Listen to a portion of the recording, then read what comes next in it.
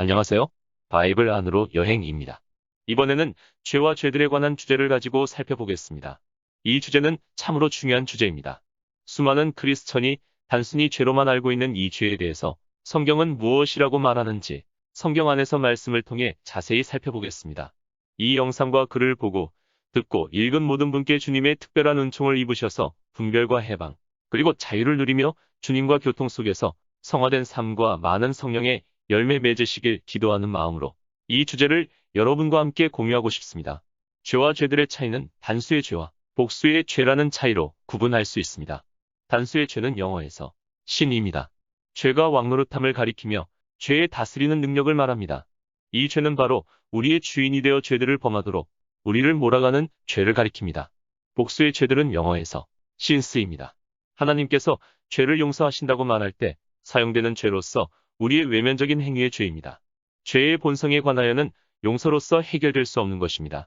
만일 하나님께서 단수의 죄를 용서하신다고 말한다면 이것은 틀린 것입니다. 하나님은 복수의 죄를 용서하십니다. 단수의 죄는 그 자신이 주인이고 능력이기 때문에 우리 스스로 직접 책임지는 것이 아니며 용서로서 해결되는 것이 아닙니다. 그러나 복수의 죄는 용서를 필요로 하는데 이는 이것이 우리 자신의 행위이고 우리 자신이 책임져야 할 뿐 아니라 형벌이 있는 것이기 때문에 용서를 받아야 하는 것입니다. 이러므로 성경에서 죄의 자백은 모두 죄들의 자백이며 복수의 죄이지 단수의 죄가 아닙니다. 단수의 죄는 결코 사람의 행위를 말하는 것이 아니기 때문에 사람이 반드시 자백할 필요가 없습니다. 복수의 죄는 사람의 행위이기 때문에 마땅히 자백해야 합니다. 그리스도의 죽음은 바로 죄들에서 벗어나도록 우리를 구원하셨습니다. 이름을 예수라 하라. 이는 그가 자기 백성을 저희 죄들에서 구원할 자이심이라. 마태복음 1장 21절에서 개역개정 성경은 죄로 번역되어 있습니다. 요한복음 8장 24절에서 주 예수님은 유대인에게 너희가 너희 죄들 가운데 죽으리라 라고 말씀하셨는데 이것은 그들의 복수의 죄 가운데 죽으리라는 것이지 단수의 죄 가운데 죽으리라는 것을 말하는 것이 아닙니다. 여기에서도 개역개정 성경은 죄로 번역되었습니다. 성경은 그리스도께서 우리의 단수의 죄를 위하여 죽으셨다고 말한 적이 한 번도 없으며 모두 그리스도께서 우리의 복수의 죄를 위하여 죽으셨다고 말하고 있습니다. 에베소서 2장 1절에서 너희의 허물과 죄들로 죽었던 너희를 살리셨도다 라고 말씀하셨습니다. 여기에서도 개역개정 성경은 죄로 번역되었습니다. 개역개정 성경은 단수인 죄와 복수인 죄를 구분하지 않고 번역하였습니다. 이로 인한 많은 혼동이 야기되며 분별이 안 됨으로 인해 이해하기가 매우 어렵고 바른 진리를 알 수 없도록 번역되었습니다. 우리는 복수의 죄 가운데에서 죽은 것이지 단수의 죄 가운데서 죽은 것이 아닙니다. 그러면 주인 노릇하는 단수의 죄는 어떻게 벗겨질까요?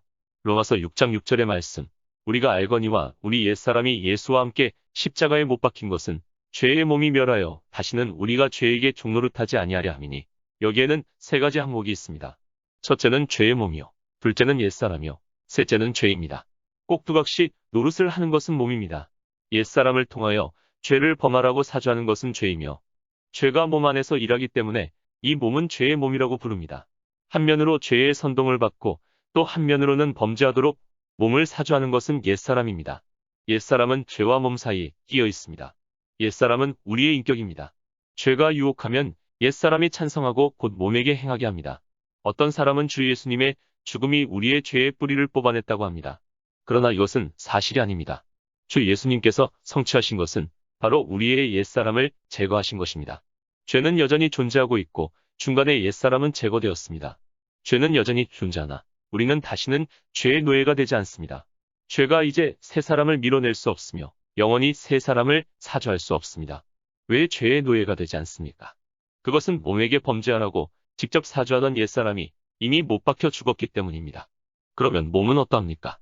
원래는 범죄를 일삼았으나 지금은 실직해버렸습니다. 히브리서 1장 3절.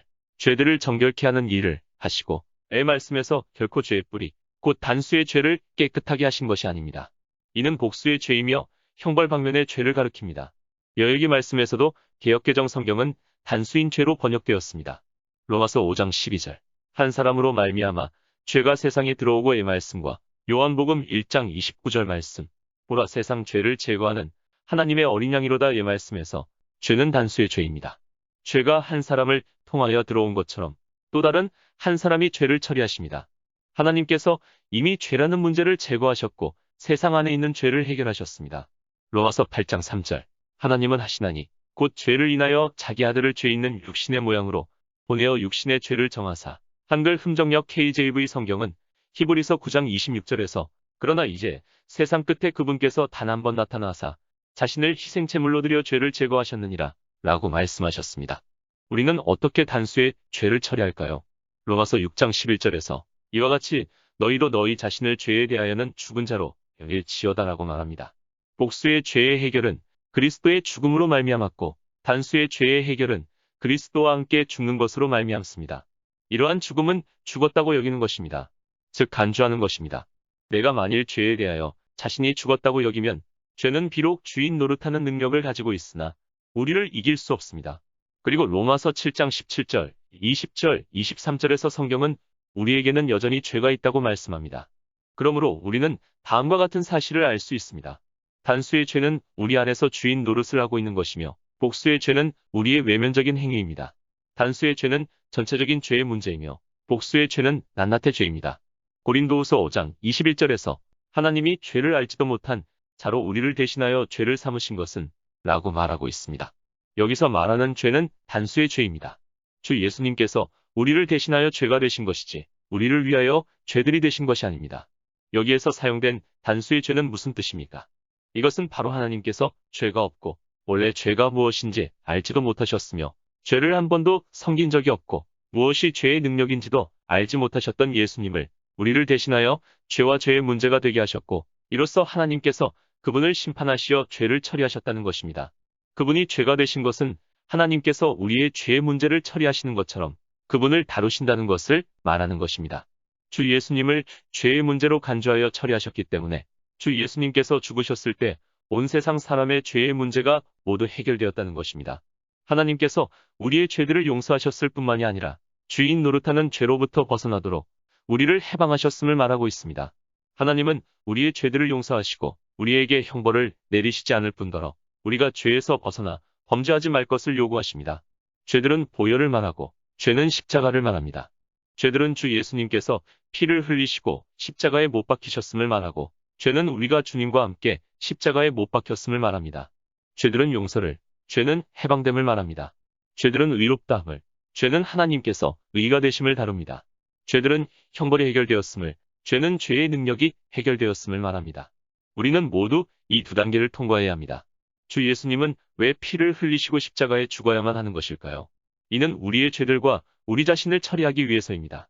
주 예수 그리스도께서 흘리신 피는 우리의 죄들을 깨끗하게 하셨고 주 예수 그리스도 십자가의 죽으심은 나와 함께 죽은 죽으심입니다.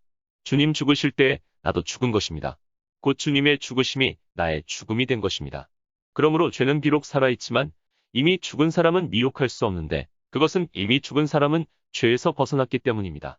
로마서 6장 6절에서 이는 죽은 자가 죄에서 벗어나 라고 말씀하고 있는데 사람이 죽으면 죄는 영원히 그를 간섭할 수 없는데 그것은 죄는 살아있지만 사람이 죽었기 때문입니다.